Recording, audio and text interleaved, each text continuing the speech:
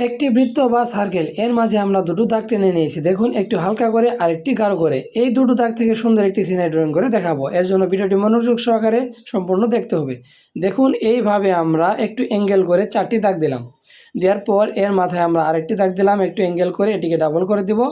এই পাশের দাগটিকেও আমরা এইভাবে একটু ডাবল করে দিব। দেওয়ার পর উপরে একটি দাগের সঙ্গে একটি দাগ আমরা এইভাবে লেগে দিলাম। তাহলে কিন্তু সুন্দর দুটো ঘরের চাল অঙ্কন করা হলো। এরপর দেখুন, এই দাগ হালকা দাগটাকে আমরা এইভাবে একটু গাঢ় করে দিলাম। দেওয়ার পর এই হালকা দাগগুলোকে আমরা এইভাবে রাবার দিয়ে মিশে ফেললাম।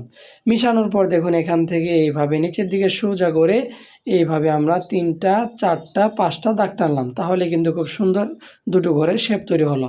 এরপর দেখুন, এই ঘরের মাঝে আমরা এইভাবে ছোট্ট ছোট্ট করে কয়েকটি দাগ টেনে নিচ্ছি। এই দাগগুলো থেকে কি হবে? এই দাগগুলো থেকে হবে ঘরের দরজা এবং জানালাগুলো। দেখতে পাচ্ছেন কতটা সহজভাবে কৌশলে আমরা ড্রয়িং করছি। এইভাবে ঘরের দরজা জানালাগুলো অঙ্কন করলে অঙ্কনটি অনেক সহজ হয় এবং সুন্দর হয়। এখন দেখুন, ঘরের চালাগুলোকে আমরা একটু এইভাবে ডিজাইন করে দিব। তাহলে কিন্তু ঘরগুলো দেখতে আরও অনেক বেশি সুন্দর লাগবে।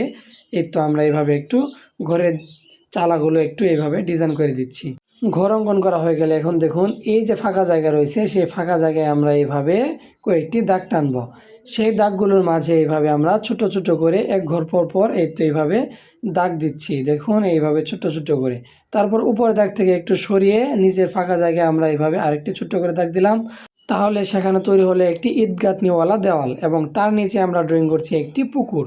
দেখতে পাচ্ছেন, এই তো পুকুরের পাড়টাকে আমরা এইভাবে একটু ডাবল করে দিচ্ছি। তাহলে দেখতে আর অনেক সুন্দর লাগবে। এরপর পেন্সিল দিয়ে হালকা করে আমরা একটু স্কেচ করে দিব। তাহলে দেখতে আর অনেক সুন্দর লাগবে এবং পুকুরটা সুন্দরভাবে ফুটে উঠবে। এরপর দেখুন, এই তো ইট গাঁথনিওয়ালা দেওয়ালের উপরে আমরা এইভাবে একটু পাতাবিহীন একটি গাছ ড্রয়িং করব। গাছটি দেয়ালের ওপারে রয়েছে, এর অর্ধেক অংশ এভাবে দেখা যাচ্ছে। এরকম একটি সিনারি আমরা ড্রয়িং করছি। তো বন্ধুরা, কেমন লাগলো এই বৃত্তের মাঝে সিনারি আঁকার কৌশলটি? অবশ্যই কিন্তু আপনার মূল্যবান কমেন্ট করে জানিয়ে যাবেন এবং ভালো লেগে থাকলে অবশ্যই একটি লাইক করে যাবেন। এবং এরকম সহজ কৌশলের ড্রয়িং শিখতে চাইলে বা শেখাতে চাইলে অবশ্যই কিন্তু পেজটিকে ফলো দিয়ে রাখতে হবে।